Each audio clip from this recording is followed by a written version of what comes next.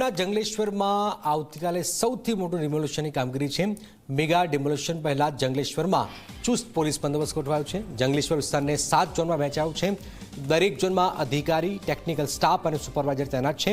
64 થી પણ વધુ જેસીબી, 90 ટ્રેક્ટર, 7 હિટાચી સહિત 260 થી પણ વધુ મશીનો સાથે કામગીરી કરાશે। સ્થાનિકોએ સ્વૈચ્છિક મકાનો, દબાણો, દુકાનો ખાલી કરાયા છે। પીજીવીસીએલ દ્વારા વીજ વાયરો ઉતારવાની કામગીરી પણ શરૂ થઈ છે। 25 ડ્રોન કેમેરાથી સમગ્ર વિસ્તારમાં ચાંપતી નજર રખાશે। 1500 થી પણ વધુ પોલીસ કર્મચારીઓ કામગીરી સમયે તૈનાત રહેશે। અમદાવાદના ચંડોળા બાદ હવે આ સૌથી મોટું ડિમોલિશન। સરકારી જગ્યા પર જે દબાણો હોય છે એને હટાવવાના પ્રયત્નો પહેલેથી જ નોટિસ અપાઈ છે।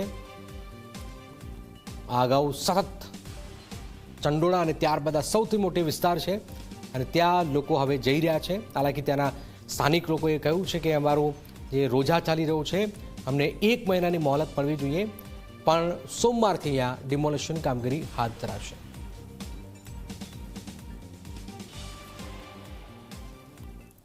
રાજકોટના જંગલેશ્વર વિસ્તારમાં આવતીકાલે સૌરાષ્ટ્રનું સૌથી મોટું ડિમોલેશન છે તે કરવા જઈ રહ્યું છે।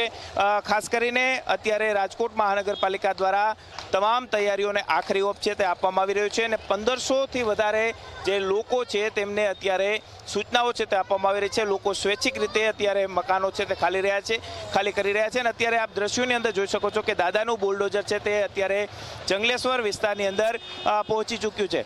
અલગ અલગ જે વિભાગના અધિકારીઓ છે કે તેમને જવાબદારી સોંપવામાં આવી છે અને 7 જેટલા અલગ અલગ ઝોનની અંદર આ ડિમોલેશનની કામગીરી છે તે હાથ ધરવામાં આવશે। રાજકોટ મહાનગરપાલિકા સહિત અલગ અલગ જે સરકારી વિભાગો છે તેમને અલગ અલગ જવાબદારી સોંપવામાં આવી છે અને વ્યૂહાત્મક કામગીરી છે તે હાથ ધરવામાં આવશે। ઝોન 1ના અધિકારીઓ છે તે પહોંચી ચૂક્યા છે। તકનીકી સ્ટાફ, સુપરવાઇઝર, ફિલ્ડ કર્મચારીઓની નિમણૂક છે તે કરવામાં આવી છે। એટલું જ નહીં, સાથે સાથે 64થી વધુ જેસીબી, 90 જેટલા ટ્રેક્ટર, 7 જેટલા હિટાચી, 50 જેટલા બ્રેકર, 42 જેટલા ગેસ કટર અને 14 જેટલા ડમ્પર સહિત 260 જેટલા મશીનરીનો ઉપયોગ છે તે અત્યારે કરવામાં આવી રહ્યો છે। રાજકોટ મહાનગરપાલિકા દ્વારા વિશેષ કંટ્રોલ રૂમ છે તે તૈયાર કરવામાં આવ્યો છે અને અધિકારીઓને તૈનાત છે તે કરી દેવામાં આવ્યા છે। સતત 30 જેટલા જે કહી શકાય કે વોકી ટોકી છે તેમનાથી નજર છે તે ચાંપતી રાખવામાં આવી રહી છે। તમામ જે અધિકારીઓ છે તેમને વોકી ટોકી સોંપવામાં આવ્યા છે। 25 જેટલા ડ્રોન કેમેરાથી સમગ્ર જંગલેશ્વર વિસ્તાર કે જ્યાં ડિમોલેશન થવા જઈ રહ્યું છે તેના પર સતત નજર રાખવામાં આવશે અને 7 ઝોનની અંદર આ કામગીરી છે તે હાથ ધરવામાં આવશે। 1130થી વધુ સ્ટાફ છે તે પોલીસનો તૈનાત કરવામાં આવ્યો છે। 1500 જેટલા પોલીસ કર્મચારીઓ છે તેમને પણ તૈનાત કરવામાં આવ્યા છે। આ તરફના દ્રશ્યો આપને બતાવવાનો પ્રયાસ કરીશું કે લોકો સ્વૈચ્છિક રીતે પોતાની દુકાનો હોય કે પછી મકાનો હોય ખાલી કરતા અહીં જોવા મળી રહ્યા છે।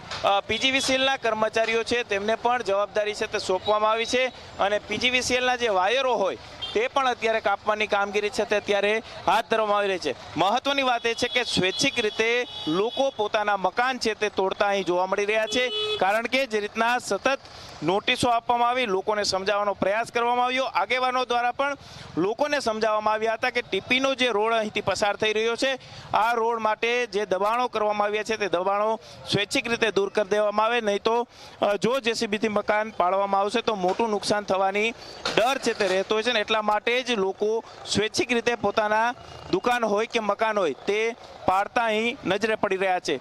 ખાસ કરીને સતત જંગલેશ્વર વિસ્તાર છે કે ત્યાં રિવરફ્રન્ટને લઈ અને આ કામગીરી છે તે કરવામાં આવશે, ડિમોલેશનની કામગીરી કરવામાં આવશે, આ પ્રકારની વાતો છે તે સામે આવી રહી હતી ને એની વચ્ચે હવે ડિમોલેશનની કામગીરી છે તે અંતિમ તબક્કામાં પહોંચતી જોવા મળી રહી છે।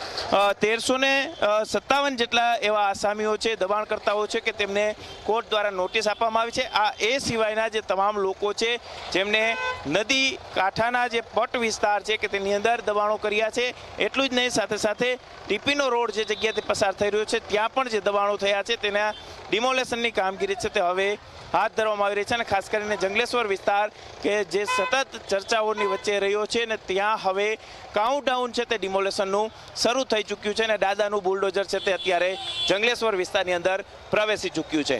કેમેરા પર્સન ઉદય પવાર સાથે ગૌરવ દવે, ઝી મીડિયા, રાજકોટ। અમને એમને ફોર્મ ભર્યું, ખાલી આવીને એમ કહી ગયા ખાલી કરો, નકર નહીં કરો તો અમે પાડી દેશો તો અમે જાસી કેમ? અમે લોકો કાંઈક તો આશરો કોઈ ભાડે આપતા નથી। અમને જંગલેશ્વરનું નામ પડ્યું ના નો આપતા કા અમે કઈ ગુનો છે કર્યો 5 વર્ષથી રહું દીકરો વયો ગયો કેન્સરમાં અને ધણી વયો ગયો કોરોનામાં હવે ક્યાં જવાનું બે કોટન નામું કોરટે જઈને સોગન નામું લખીને કોરટ બે કાગળિયા ફેર્યા તો મને કાંઈ કોટન નો દીધું હા એકલા છે અમે મા દીકરી હું કારખાનામાં અમે જઈ છીએ કામ કરી છીએ મારી માનું પૂરું પાડું છું કોઈ એવું જો ભાઈ હોત કે મારા પપ્પા હોત તો એનું ધ્યાન રાખત ને અમે રહેત આ જો આવડા બચ્ચા લઈને અમે ક્યાં જશે કોઈ અમારો નથી સહારો કોઈ એવા હક હગા નથી આ ઘરનો આખી જિંદગી કામીને મેં ભેગું કર્યું હવે અમે અત્યારે જઈ ક્યાં હવે નથી એમને કોટર આપ્યું કે નહીં કાંઈ મારા પરિવાર આખું વિખાઈ જાય છે મારા ઘર અમે હાથે બનાવ્યા અમારા હાથે તોડવા અમારે કેવા મરવા જેવું થાય છે